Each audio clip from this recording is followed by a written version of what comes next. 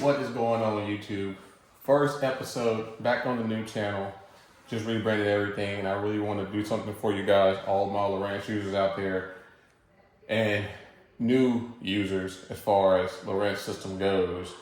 I really want to start doing something and get a playlist together for guys that are running this system and that don't understand how easy and how customizable this unit is and user friendly. So basically I'm making a playlist, weekly tips on Lowrance units, whether it be the Elites, the Carbons, HCS Lives, HCS Pros, and these are little things you can do within all of those units. And there's going to be some exceptions as far as some of those things go, but I really want to start with episode 1, giving you guys my setup, my system, my techniques with running a Lowrance unit. I do have iPad here with the iPad Lowrance link, which lets you link it up and use your iPad as a control or sonar screen splitter, basically. So that's why you'll see the iPad using the same thing as that.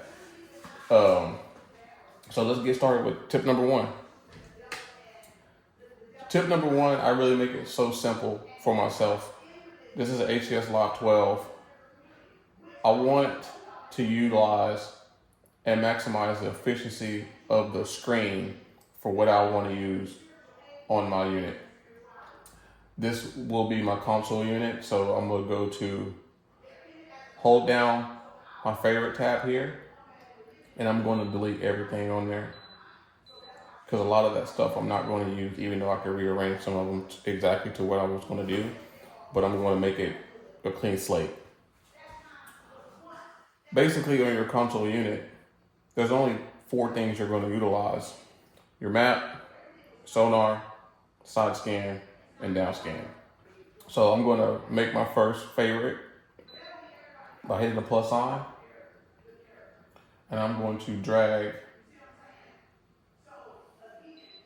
chart, down scan, side scan, and 2D sonar. And to me, these are the 4 things I want to use, but I just don't like the way they're laid out. So then I'm going to click the 4 boxes up top in the orange, and I'm going to pick what layout is best for me. I like for my side scan to take up the bottom of that layout, maximizing the width of the screen there. And where you like your map is, that's up to you. Sometimes I do like it in the middle, and I'll just go with that one for now. So I'll hit save. And now that this unit is a simulator, it kind of gives me, map, my down scan, my 2D sonar, and my side scan. From that point, I want to hit the power button because it has all 4 things I want. I just don't like the adjustment of the split on them as much. So I hit the power button, and I'm going to hit adjust split. And from that point on, I would literally just take the 2D sonar, slide it over to the right, my down scan, slide it over to the right, and I'll bring it down just a smidge. Hit save. So I have everything that's under the boat on both sides of my screen. I'm gonna take that fish reveal off. I don't really like it. And then I also have my map in the middle. It shows where I'm at all times. And then I got my side image at the bottom there. And sometimes I'll put the map to the left and then shrink my down image and my 2D sonar over on the right side of the screen and have more of my map on that side, which will look more like this. I hold that, I'll put map over there, hit save, and then I would adjust that split again and just kind of make that down image a little smaller.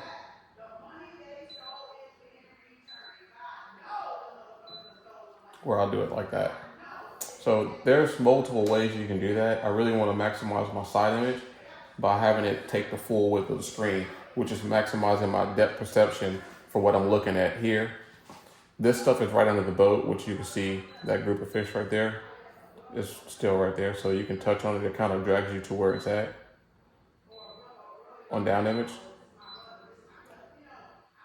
I think that's one of the best things you can have on a Lowrance system, especially like that group of trees there. It'll show up there and you hit clear cursor to start back and you never stop scanning.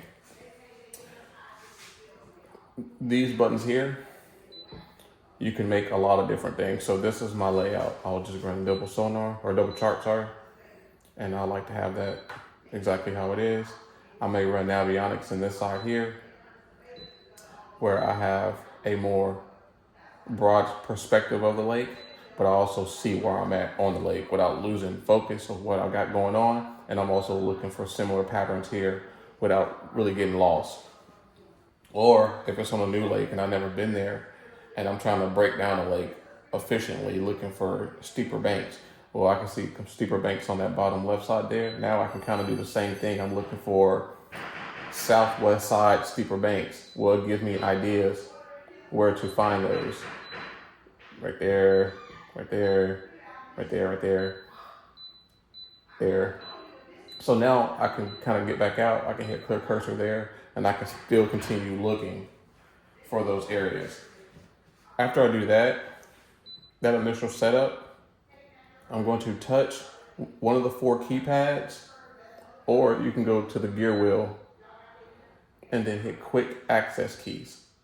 And that brings up a whole new deal. Since I had my 4-page layout on the number 1 preset, my double map on 2, I'm going to go to the first one and I'm going to scroll down to favorite. And remember, the 4-page one was on number 1. Number 2, I'm going to do my double maps for number 2. You can do a number 3 if you have another favorite, but for that one, I just like to do maximize screen split. And then I'll click save. We'll go back. So I have favorite 1, favorite 2. So as I power on my unit, I can literally just hit number 1. If it's cold outside or if it's wet and your screen is just acting a little delayed, well, I now have a preset button to get to that favorite page, number 1, which is this one. Number 2 will be my double maps. So say I'm on a lake, I'm running down the lake. I do like to add some overlays here as far as my speed over ground, things like that, which I'm gonna go to power button, edit overlay, add.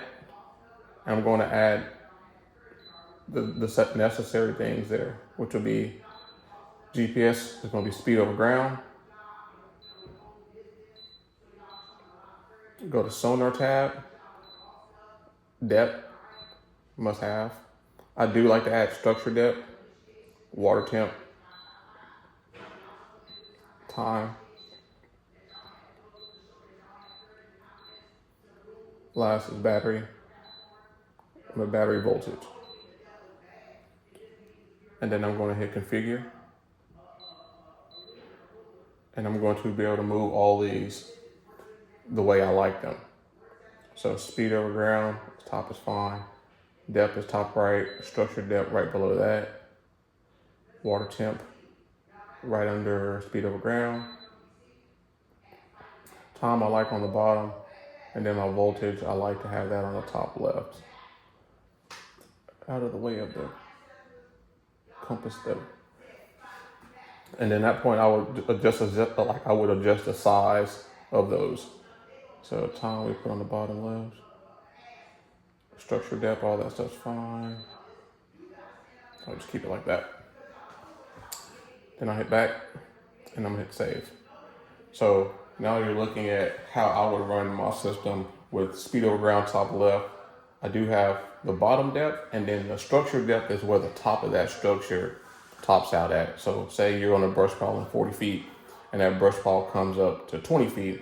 Well, you would have 40 feet for your depth and your structure depth would be 20 feet. Because that's just where it's topping out at.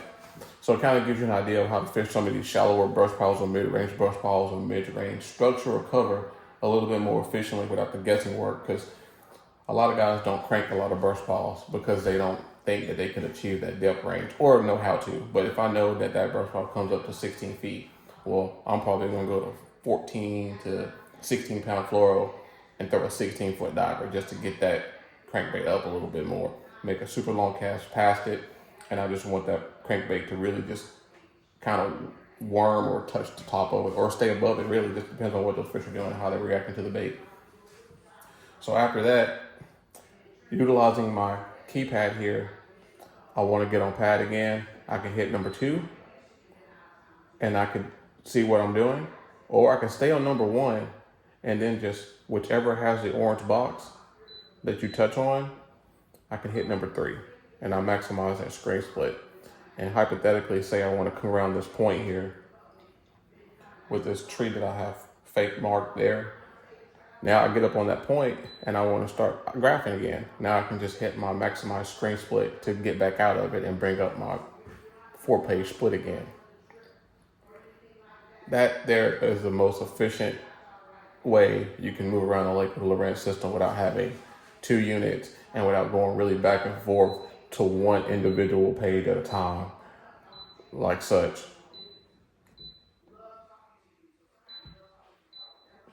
Because literally you're doing the same thing, you're just putting it all on one page, and I can quickly maximize one and go, but I'm still having the things that are gonna help me find structure, cover, and fish a lot more efficiently. I hope this helped you out, guys. This is Lowrance Sneaky Tips. This is gonna be episode 1. Please stay tuned for more, and thank you guys for following. Catch you guys on the next one.